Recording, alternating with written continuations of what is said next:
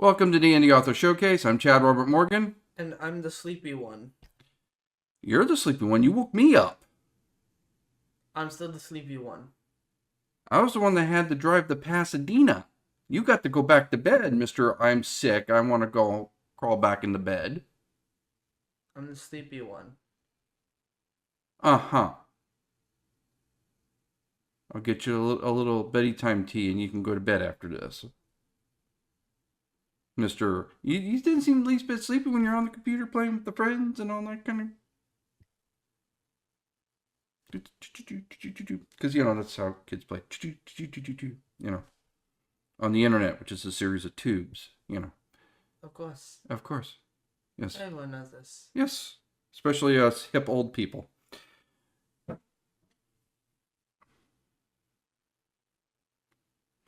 It's called self-deprecating humor, son.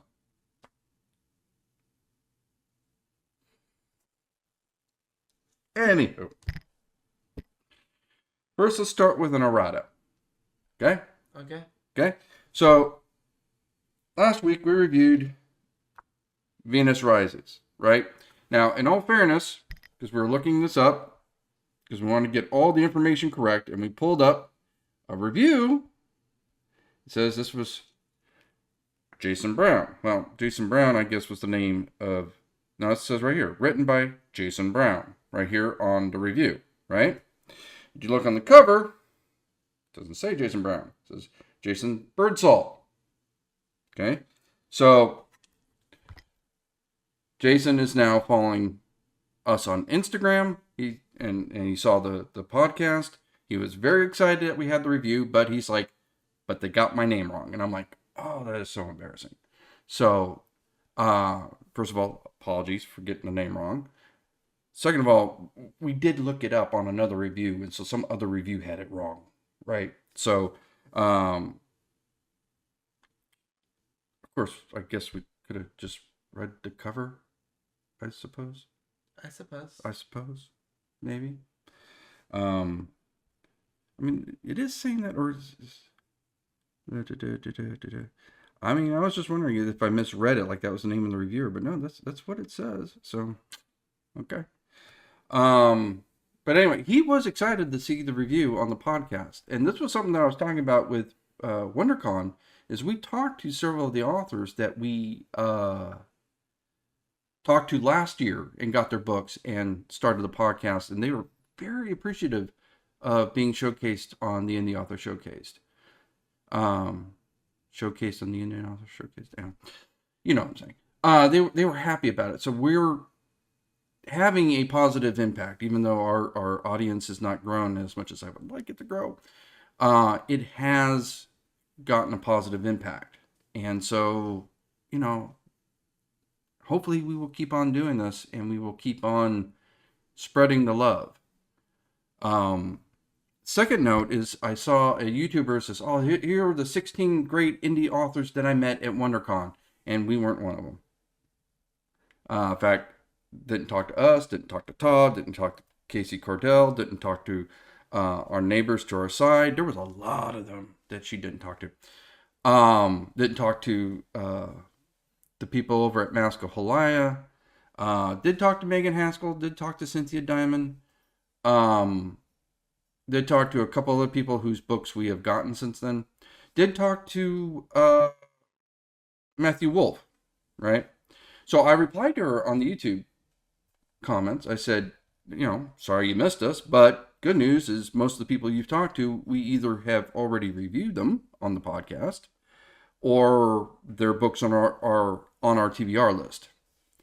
And so she started following us. Oh, podcast for indie authors. I'm going to start following you. And I let them know that the first weekend of May is going to be the Halfway into Halloween Festival.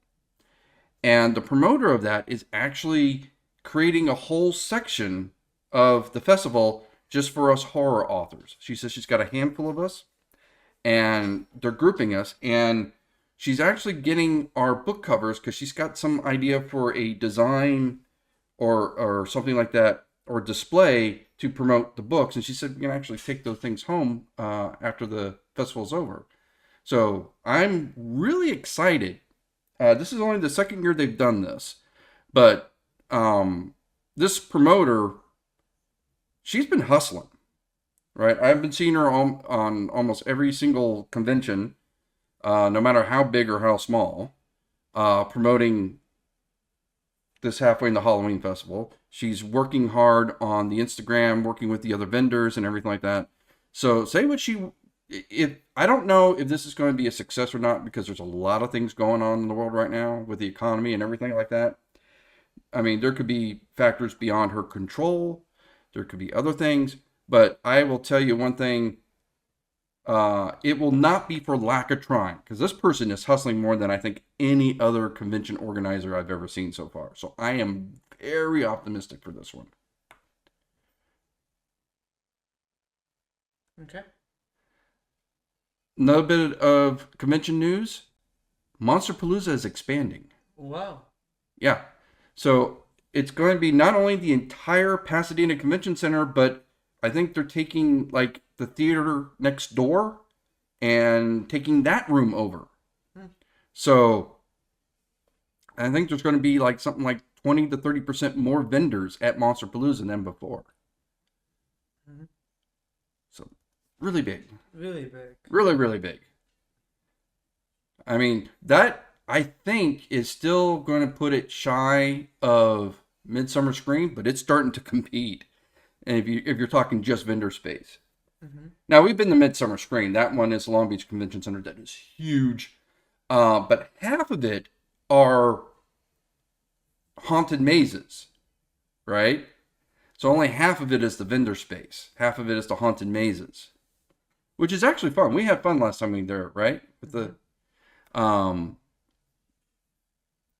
I think if you're talking just vendor space, this expansion is putting it on par with Midsummer Scream, vendor space to vendor space.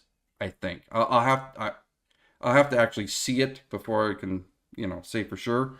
Because the Pasadena Convention Center is not nearly as big as Long Beach, but if it's taking a whole third room, that might tie it up a little bit. I'm hoping I'll have to wait and see. So definitely check in with us after May, and I'll report back to let you know how big that was. Mm-hmm. We're still signing up with Hauntmare Expo in Fresno. In Fresno. You can hear your dog in the background, can't you? Yeah, he's just chilling. He's not chilling. He's playing with the squeaky toy. Yeah. Yeah, we're so professional here with the squeaky toy in the back and getting authors' names wrong. We're just human. Well, It's a human mistake. Well, technically that's not human. That's a canine. You're pointing the... I'm pointing out the door to the canine. Well... Yeah, I guess. You better wake up or I'm going to tickle you. Anyway. So, yeah. Hauntmare Expo in Fresno. Some of the other vendors said that went really well. It's a very inexpensive booth fee. Like, for example, Monsterpalooza is like $1,100 for a 10x10 booth. Fresno is like $300. But it's something that Peter Kleins was saying when I was talking to him at WonderCon. I think we talked about that last episode. So just a quick recap. We know him casually. He used to host the Writers Coffee House in Burbank over at Dark Delicacies. He recognized me. He came to talk to one of our neighbors. Apparently they know each other and they worked on a project together. Recognized me, which surprised the hell out of me because I was just like some dude that showed up at the coffee house. But, I was stoked. We got to talking. And one of the things that he said was, you're never a hero in your own hometown. So I'm hoping that we're not going out of state because it's still Fresno, it's still California, but we are leaving the LA Orange County area. So I'm hoping that that kind of brings us into a new audience and expands our reach a bit without having to go really overboard with costs and everything like that. Mhm. Because out of state can get expensive, and books are a hard sell, right? Mhm. So here's fingers crossed that things will go well. But I am cautiously optimistic. And I think that's all the updates on vendor stuff, on convention stuff. Oh, joy. So a few updates on what our fellow indie authors are doing. So we talked about this a little bit last show, but our friend Dicey Grenner is part of a horror anthology that just came out called Vixens of Horror. It's just a toy. So that's out. That's already getting some really good reviews. Not a lot of reviews, but the reviews that it's got are extremely positive. We have our friend Scott Harper. His next vampire book, Blood Quest, is due out, I believe, in about 3 weeks. And then, what else was I going to say? Oh, our friend Casey Cordell will be at Midsummer Scream, and I don't have the promo code, but I think she said you can get a discount on your tickets if you use promo code Cordell. I really should look that up to be certain. If it's wrong, I'll flash it on the screen. One other thing is this might be the last podcast we put on Podbean. Oh.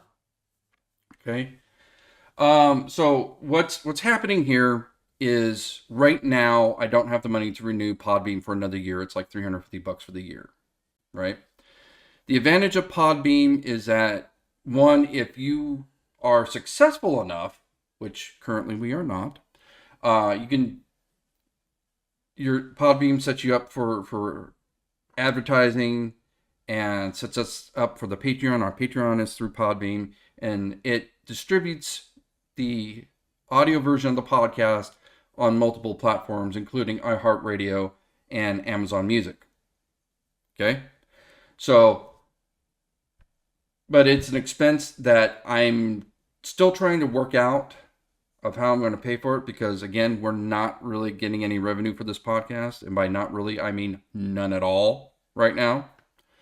Now, if you want him to be in a better mood when we do this podcast, send us money. Buy our merch. I see. He would smile if he was being paid to be here. Does this look like the face of a person who wants to be here? No. Why? Because he's not being paid. You want you want moody teenager? Quit not paying us. You want happy teenager? Give him the money. He still won't be happy, but at least he'll be motivated to fake it. Now, am I wrong? A little, yeah. Wait, no. Yeah, I didn't think so. No. I'd still be miserable. I said that. I said you'd be miserable, but you would fake it.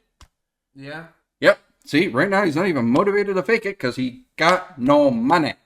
So, how are you going to get money? Watch the podcast. Share it with anybody you know. Get enough viewers on it on Podbean or Spotify, and we can start getting some sponsorships, and we can make a little dough. Otherwise, moody motherfucking teenager. So, with that said, I am doing something with the finances. If I can pay them before they completely cut us off, I might be able to preserve Podbean. Otherwise, we are going to be restricted to YouTube and Spotify, which whenever I promote the show, I'm promoting it on Spotify anyway, so I'm fine with that. But we actually have something like 3 times as many downloads on Podbean as we do Spotify right now. So trying to preserve that. So we'll see. But if we disappear on everywhere else, we'll still be on Spotify and YouTube. And German Shepherd squeaker toy. I'm telling you, that will probably show up on the audio. It probably will. Probably will. Okay. Book time? That's business, so let's go ahead and go to book time. No. That's your job. Oh, okay. I see. Does this even have...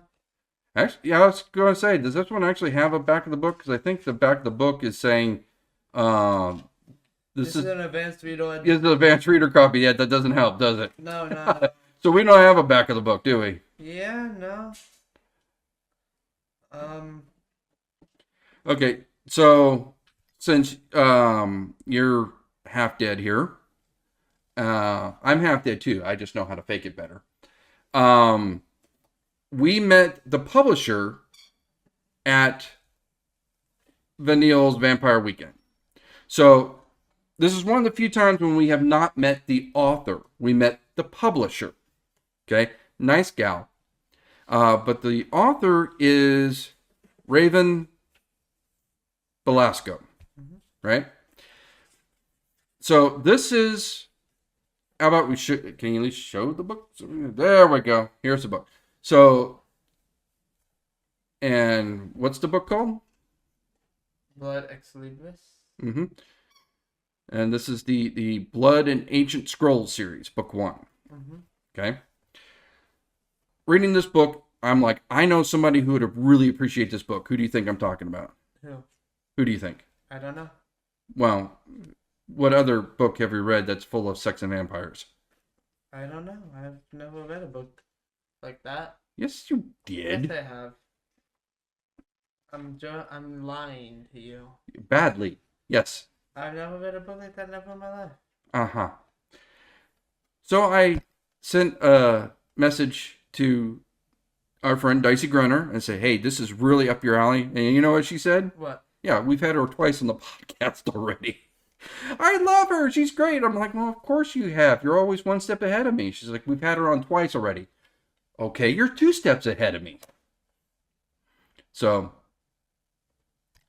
I'm kind of getting a little bit of a competitive streak now. I want to find us a really good author that we can interview that we can get before Dicey can get them.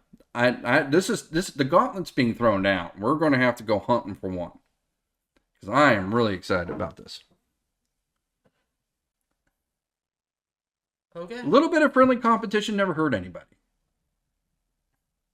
But Dicey Grinner was all like, oh, I've had her on twice. She's fantastic. She's wonderful.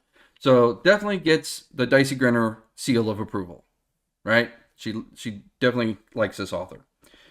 So, what did you think of the book? I thought it was good. I liked it. I thought it was good. I did feel like this was 2 separate books almost. So the first half of the book is kind of erotic Twilight, right?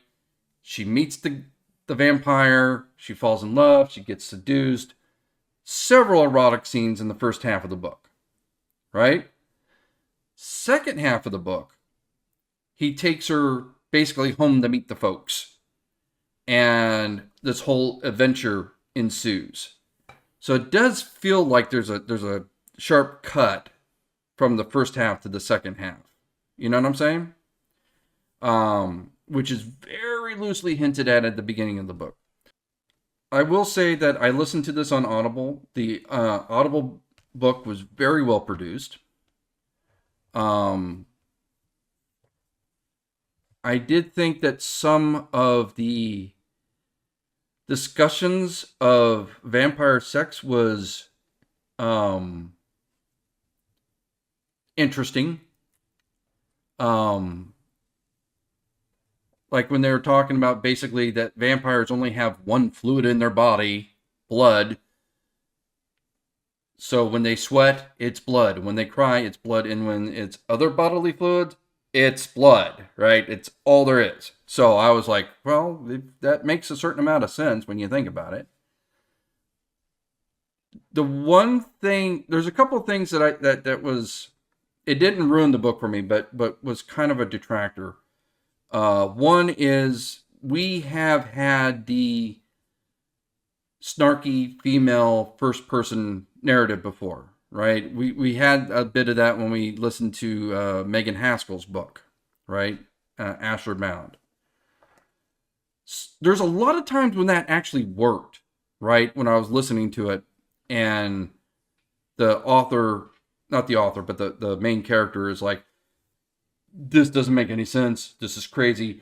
Really hanging a lantern on some of the more absurd parts of the story, which actually to me helps sell it.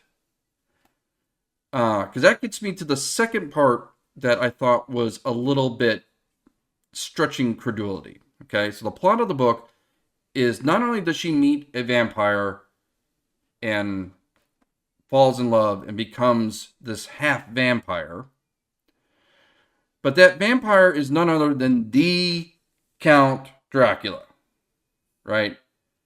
Like if it was a vampire, okay, fine, but that's where the snarky main character persona kind of helps sells it, because even she's like, this is stupid, right? This is, well, not stupid, but this is like so unbelievably. It's like he expects me to believe he's the Count Dracula. Come on, oh shit, he really is the Count Dracula. How crazy is this, right? Because it is kind of a crazy premise, but that first person narrative helped to kind of hang a lantern on that and make it a little bit more palatable. Personally, I think the book would have been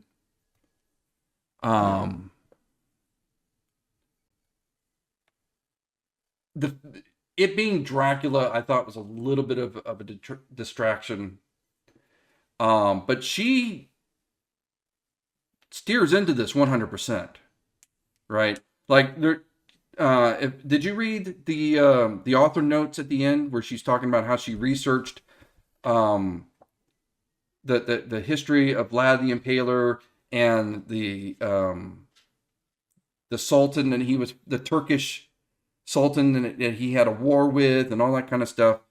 Because there's a lot of deep history in there that she has incorporated into the story that you don't really even get until the second half. You know what I'm saying? Did you read that part? No. You pretty much stopped after the epilogue, right? Mm-hmm. Yeah. Um,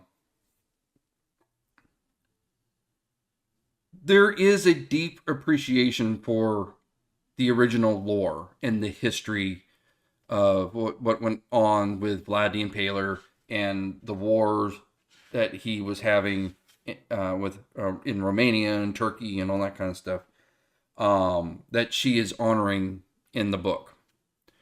In fact, there is a lot of Romanian and Turkish language that she has researched and sought out help to get right.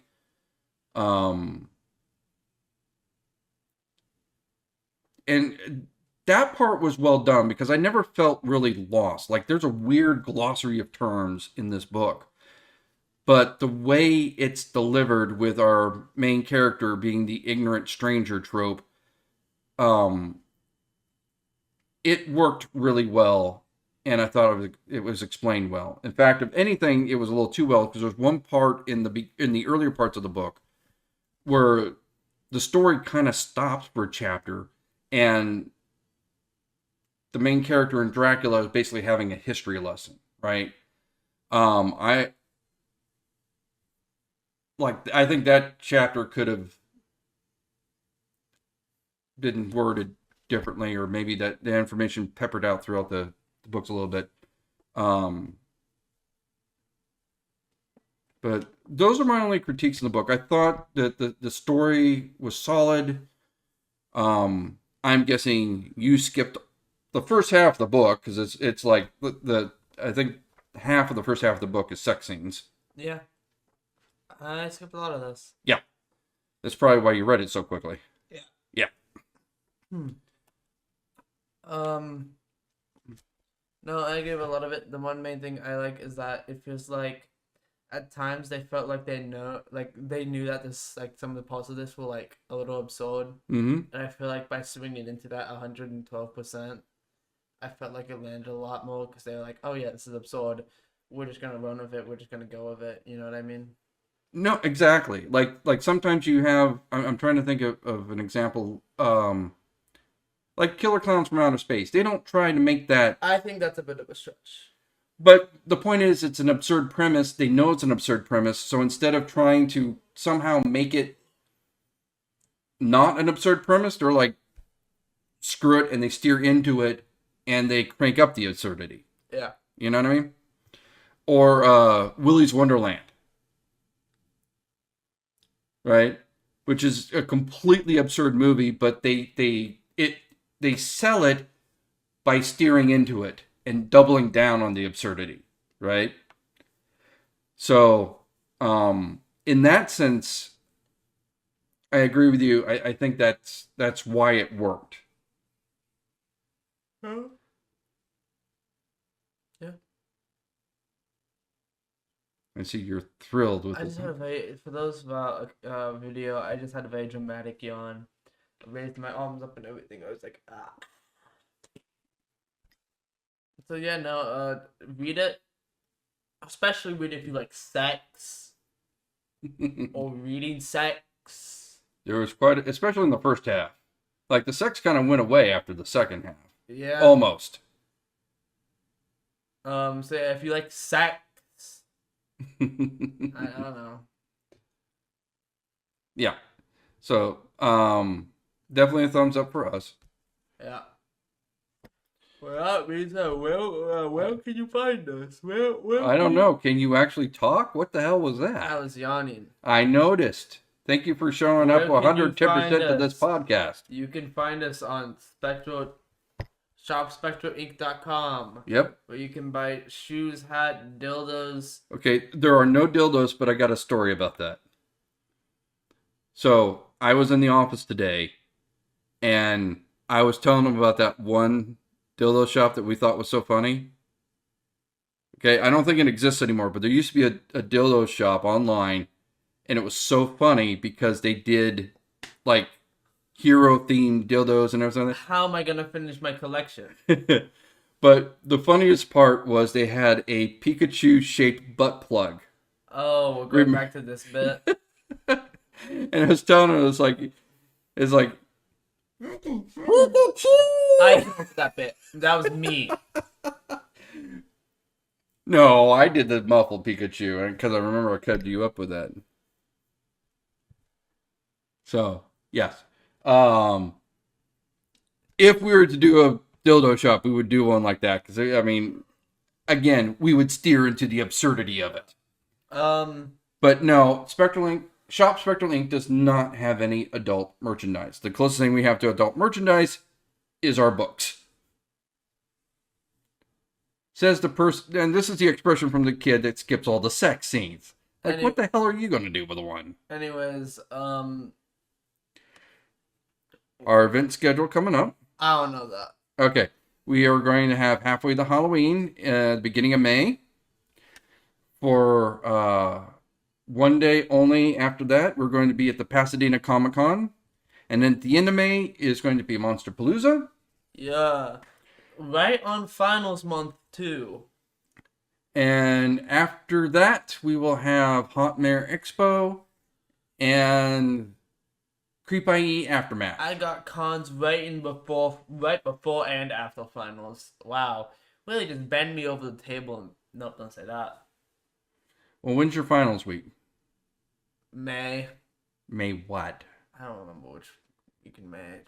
Well, wouldn't Monster Palooza be after your finals? Yeah, but we also have 3 conventions in May. Yeah, but Monster Palooza should be after your finals, and Pasadena Comic Con is a table for one day. Like, I wasn't even going to use you for that, so you can quit complaining. Okay. With that being said, original Scallywag was Toodaloo. And thank you for giving us 110% of this podcast. Remove 100 from that. Remove 110 from that. No, we'll move 105. Haha. Ah, Here's hoping somebody actually shows up for the job next time. not me. I don't succeed because of my family. I succeed in spite of them. You're going to kill yourself and break my chair doing that. I would hope not to. Yeah. Until next time, readers. Bye.